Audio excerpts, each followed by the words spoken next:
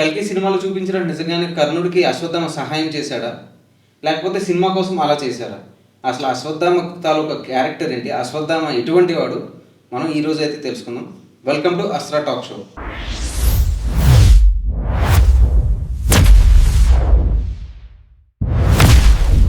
So ఈ రోజు అయితే అశ్వత్థామ గురించి తెలుసుకుందాం అనుకుంటున్నాను. ఎందుకంటే అశ్వత్థామని మనం సినిమాల్లో చూస్తే చాలా రకరకాలుగా పోర్ట్రే చేశారు. కర్ణుడికి సహాయం చేసినట్టుగాను, లేకపోతే ఇంకో విధంగానూ పోర్ట్రే చేశారు. కాకపోతే ఇందులో అసలు ఏంటి అశ్వత్థామ అనే క్యారెక్టర్ మహాభారతంలో ఎటువంటి కీ రోల్ ప్లే చేసింది అనేది మనం సంతోష్ గారిని అడిగి తెలుసుకుందాం. సంతోష్ గారు, ఈరోజు నాకు అశ్వత్థామ అనే క్యారెక్టర్ గురించి అయితే తెలుసుకోవాలనుంది. మహాభారతంలో అసలు ఎటువంటి వ్యక్తి Ashwatthama? Welcome to Astra talk show. చాలా మంచి క్వశ్చన్ అడిగావు కృష్ణ. కల్కి మూవీలో చూపించినట్టు అశ్వత్థామకి కర్ణుడు హెల్ప్ చేశాడా అని చెప్పి అడిగావు. సో వ్యాస మహాభారతం ప్రకారం చూస్తే అలా జరగలేదు. అశ్వత్థామ మహావీరుడు, చాలా అస్త్ర సంపద ఉన్నవాడు, చాలా అస్త్రాలు, విలువిద్య కానీ చాలా నాలెడ్జ్ ఉన్న వ్యక్తి అశ్వత్థామ. కాకపోతే కర్ణుడు కూడా మహావీరుడే, మహాయోధుడే.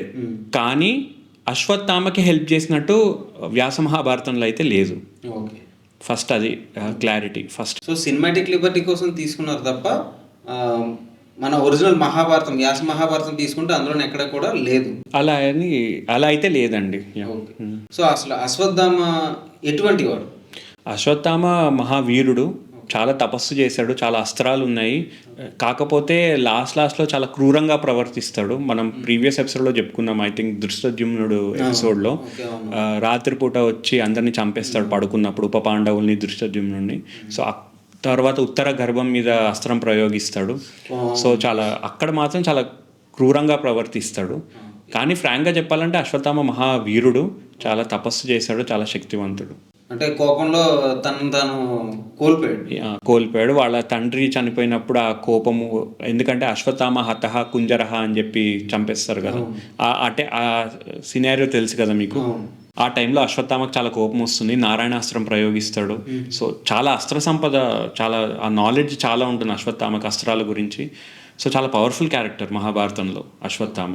అశ్వత్థామ అనే వ్యక్తి చిరంజీవి అని చెప్పేసి అంటారు. అంటే కొంత కల్పితం ఉన్నా కానీ సినిమాలో అయితే ఆయన కలియుగాంతం వరకు ఉన్నాడు అన్నట్టు చూపించారు.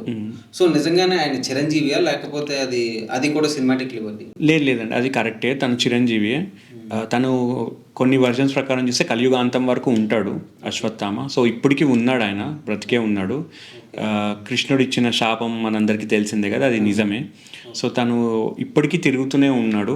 అంటే తిరుగుతున్నాడు అని చెప్పేసి మీరు అన్నారు కదా, అంటే ఎవరికైనా కనిపించిన తాలూకు రిజెంబ్లెన్స్ ఏమైనా ఉందా? కొంతమంది కనపడ్డాడు అశ్వత్థామ. మీరు గూగుల్ సెర్చ్ చేస్తే, లేకపోతే ఏదైనా బుక్స్ చదివితే తెలుస్తుంది. పైలట్ బాబా అని చెప్పి ఒక ఆయన ఉండేవారు, యోగి, మహాయోగి. ఆయనకి కనపడ్డారు అశ్వత్థామ. ఆయన మాట్లాడాడు అశ్వత్థామతో. వాసుదేవానంద సరస్వతి స్వామి వారు అని ఉంటారు, దత్తాత్రేయ స్వామి భక్తులకు తెలుస్తుంది ఆయన గురించి. ఆయనతో కూడా ఒకసారి అశ్వత్థామ మాట్లాడారు. ఎలా అంటే, ఆయన ఒకసారి అడవుల్లో తప్పిపోయినప్పుడు ఒక వ్యక్తి వచ్చి దారి చూపిస్తాడు. కొంచెం దారి చూపించి, నేను ఇక్కడి వరకే రాగలుగుతా, కొంచెం ముందుకెళ్తే టౌన్ వస్తుంది, నేను ఇదే లాస్ట్, ఇంతకు దాటి రాకూడదు నేనంటే తను అడుగుతారనమాట వాసుదేవానంద సరస్వతి స్వామి వారు. నువ్వు చాలా డిఫరెంట్గా ఉన్నావు, చాలా హైట్గా ఉన్నావు, నీ బాడీ నడవడం కానీ, నీ ఫిజిక్ కానీ, స్ట్రక్చర్ కానీ చాలా డిఫరెంట్గా ఉంది, నువ్వు యక్షుడివా పిశాచివా ఎవరు అని చెప్పి అడుగుతారు. అడిగితే, లేదు నేను ఈ యుగానికి చెందినవాడిని కాదు, నేను ద్వాపర యుగానికి చెందినవాడిని, అశ్వత్థామన్ అని చెప్పి తను వెళ్ళిపోతాడు. సో కొంతమందికి కనపడ్డాడు అశ్వత్థామ. కాకపోతే అశ్వత్థామను చూడాలన్నా, మాట్లాడాలన్నా మనకి ఫస్ట్ అంత శక్తి అనేది, పవర్ ఉండాలి, శక్తి ఉండాలి. సో అందరికీ కనపడారు వాళ్ళు. అశ్వత్థామతో పాటు కృపాచార్యుడు కూడా, అశ్వత్థామ మేనమామ, ఆయన కూడా చిరంజీవియే. పైలట్ బాబాకి చెప్పాడు, అప్పుడప్పుడు వెళ్ళి నేను కృపాచార్యుడిని కూడా కలిసి వస్తూ ఉంటాను హిమాలయాల దగ్గర అని చెప్పి. సో ఇప్పటికీ వీళ్ళిద్దరూ ఉన్నారు ఇంకా. సో అది మాత్రం నిజం, తను చిరంజీవి. ఆయన చిరంజీవి అని ఆయన చిరంజీవి ఇప్పుడు వరకు కనిపించారని చెప్పారు. అసలు అశ్వత్థామ అంటే ద్రోణాచార్యుడు కొడుకు. సో మరి ద్రోణాచార్యుడు కొడుకు అంటే పాండవులతో కూడా కొంచెం సాన్నిహిత్యం అనేది ఉంటుంది, అంటే ఫ్రెండ్షిప్ నేచర్ అనేది ఉంటుంది. సో మరి అశ్వత్థామకి అర్జునుడికి ఏమన్నా ఫ్రెండ్షిప్ ఏమన్నా ఉందా, లేకపోతే అసలు ఏమీ లేదా? ఇది చాలా మంచి క్వశ్చన్ కృష్ణ నువ్వు అడిగింది. చాలామంది అశ్వత్థామ అర్జునుడు రైవల్స్ అనుకుంటారు. రైవల్సే వాళ్ళు కురుక్షేత్రం యుద్ధంలో. కానీ అశ్వత్థామ అర్జునుడు చాలా క్లోజ్. వాళ్ళిద్దరు చిన్నప్పటి నుంచి కలిసి చదువుకున్నారు, పెరిగారు. అశ్వత్థామ అర్జునుడు చాలా క్లోజ్. పాండవులు అంటే చాలా ఇష్టం అశ్వత్థామకి. కాకపోతే ఇటువైపు ఉన్నారు కాబట్టి వాళ్ళు యుద్ధం చేయాల్సి వచ్చింది. ఓకే. కానీ అశ్వత్థామకి అర్జునుడు అంటే చాలా ఇష్టం, పాండవులు అంటే కూడా చాలా ఇష్టం. పాండవులకు కూడా అశ్వత్థామ అంటే చాలా ఇష్టం. ద్రోణాచార్యుడు కొడుకు కదా, పుత్రుడు కదా, గురు పుత్రుడు కదా, చాలా ఇష్టము పాండవులకు కూడా. కాకపోతే డెస్టినీ, ఫేట్ అంటే అటువైపు ఇటువైపు కౌరవుల వైపు ఉన్నాడు కాబట్టి యుద్ధం చేయాల్సి వచ్చింది. లాస్ట్లో ద్రౌపది మాత ఉప పాండవుల్ని చంపినప్పుడు కూడా అశ్వత్థామని వదిలేయమంటుంది. సో అంత రెస్పెక్ట్ అనమాట వాళ్ళకి అశ్వత్థామ అంటే. అంటే అవుట్ ఆఫ్ ఇంకొక క్వశ్చన్ నాకు డౌట్ వస్తుంది. అంటే అశ్వత్థామ అర్జునుడు ఇంత క్లోజ్, అంటే పాండవులతో ఇంత క్లోజ్గా ఉండే ద్రోణాచార్యుడు విలువిద్యలు అవి నేర్పించినప్పుడు అశ్వత్థామ ఏమన్నా వీళ్ళకి సాయం చేయడం కానీ విలువిద్యలు నేర్పించేటప్పుడు? అశ్వత్థామ అయితే ఏం నేర్పిలేదు, అర్జునుడు ద్రోణాచార్యుడి దగ్గర నేర్చుకున్నాడు. కాకపోతే అశ్వత్థామకు కూడా బాగా నేర్పిస్తాడు ద్రోణాచార్యుడు, ఎంతైనా కొడుకు కదా. కానీ అర్జునుడు మాత్రం ఫేవరెట్ అనమాట ద్రోణాచార్యుడికి.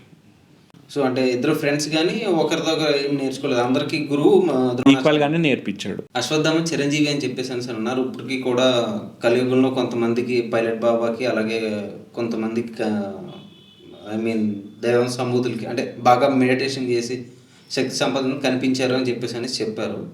సో మరి కనిపించిన వ్యక్తి అయితే మాట్లాడుకుంటూ అయితే ఉండలేరు. సో వీళ్ళ మధ్యన ఏమన్నా, అంటే ఇప్పుడు మాకు కనిపించారని చెప్పిన బాబాల మధ్యన అశ్వత్థామకి మధ్యన ఏమైనా సంభాషణలు ఏమైనా జరిగాయండి. పైలట్ బాబా చెప్పారు అశ్వత్థామతో మాట్లాడాయని చెప్పి. ఆ టైంలో అశ్వత్థామ చెప్పాడు, చాలామంది నాతో ఉన్న వాళ్ళందరూ వేరే జన్మలు ఎత్తేసారు. కొంతమంది పక్షులుగా పుట్టారు, కొంతమంది పాములుగా పుట్టారు, కొంతమంది మానవులుగా పుట్టారు. తనతో పాటు ఉన్న వాళ్ళందరూ, అంటే తనతో పాటు ఉన్న కౌరవులు తీసుకొని అయ్యారు. కానీ నేను మాత్రం ఇలానే ఉండిపోయాను. ఇది ఒక రకంగా శాపం. ఇది నాకు పాస్ట్, ఫ్యూచర్, ప్రజెంట్ ఏం జరుగుతుందో అంత తెలుసు, కానీ నేను ఏం చేయలేను. ఇది దేవుడి మాయ, ఇది కృష్ణుడు మాయ అన్నట్టు చెప్పాడు. నేను ఇప్పుడు కేవలం శివపూజలో ఉండిపోయాను, అదే చాలు నాకు, అదే సాటిస్ఫాక్షన్. ఎంతైనా శివభక్తుడు కదా అశ్వత్థామ. సో నేను శివుణ్ణి పూజిస్తూ ఈ కలియుగాంతం వరకు ఉంటాను. కానీ అప్పుడు జరిగిన సంఘటనలన్నీ గుర్తొస్తూ ఉంటాయి, కానీ నేను ఏమీ చేయలేను, ఇలానే స్టిల్ అయిపోయింది నాకు టైం అని చెప్పి చెప్తారనమాట. అంటే ఎంత గొప్ప యోధుడైనా ఇది కూడా మెన్షన్ చేస్తాడు, ఎంత గొప్ప వాళ్ళైనా సరే, ఎంత విలువిద్య కానీ, ఎన్ని అస్త్రాలు తెలిసినా, ఎంత శక్తి ఉన్నా, ఈ దేవుడు మాయలో మనందరం నిమిత్త మాత్రులమే అన్నట్టు చెప్తారు. కాలాన్ని మార్చలేము, ప్రక్రియను మార్చలేము, ఏది ఎలా జరగాలో జరుగుతుంది అంతే. అంటే ఇప్పుడు ప్రెసెంట్ జరుగుతున్న దానికి బెస్ట్ ఎగ్జాంపుల్ ఎవరు అంటే అశ్వత్థామ. ఓకే సంతోష్ గారు, అశ్వత్థామ క్యారెక్టర్ గురించి మూవీలో చూసింది కొంచెం మిక్స్డ్ మైండ్ ఉన్నా కానీ, అంటే నాకు కొంచెం మిక్స్డ్ మైండ్ అయ్యి డౌట్ వచ్చి మిమ్మల్ని అడిగాను. నాకు క్లారిఫై చేసినందుకు చాలా చాలా థ్యాంక్స్. ఈ పాత్రనే కాదు కృష్ణ, ఏ పాత్రలు ఉన్నా మీకు ఏమైనా డౌట్లు ఉన్నా డెఫినెట్గా మీరు నన్ను అడగవచ్చు, నేను క్లారిఫై చేస్తాను. అంటే క్లారిఫికేషన్ ఇన్ ద సెన్స్, నాకు కూడా చెప్పే అంత స్థాయి లేదు, కానీ నేను రీసెర్చ్ చేసి డెఫినెట్గా సబ్స్క్రైబర్స్ కోసం ఏమైనా డౌట్స్ ఉంటే క్లియర్ చేయడానికి ప్రయత్నిస్తాను. ఓకే సంతోష్ గారు, thank you very much. So ఇలాంటి ఇంట్రెస్టింగ్ వీడియోస్ కోసం మహాభారతం గురించి లేకపోతే వేరే పురాణాల గురించి please like, share and subscribe Astra talk show. Thank you.